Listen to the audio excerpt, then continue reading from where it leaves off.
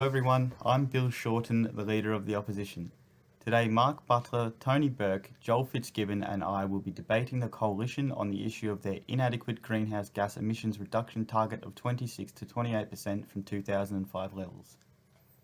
We will show that this effort does not satisfactorily balance society's environmental and economic objectives.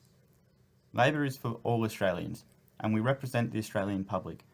This includes the workers, Labor members, students, union members, small business and large business, the First Australians, teachers and nurses, mums and dads, low-income families and people who embody unity, fairness and equality. It is the Australian public that understands that climate change and greenhouse gas emissions are a serious risk to our society and must be addressed as such.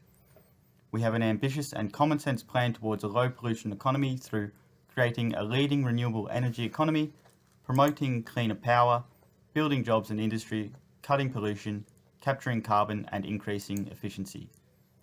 A lack of action on greenhouse gas emissions will have serious economic consequences for Australia and the world. Unmitigated rises in greenhouse gases will destroy infrastructure and icons like the Great Barrier Reef. We agree with the Paris Agreement that limiting temperature increase to below 2 degrees should be at the forefront of good policy.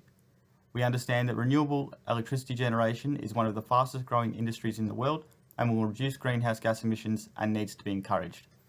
We understand action is required to mitigate this economic and environmental crisis.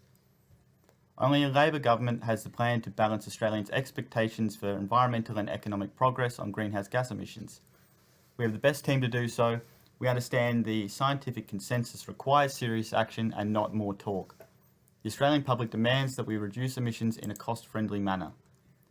The Climate Institute report found that 90% of Australians believe that the federal government has the responsibility to drive action on climate change, and 75% want the federal government to do more to tackle climate change.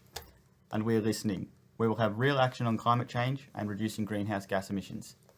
And now to Mark Butler.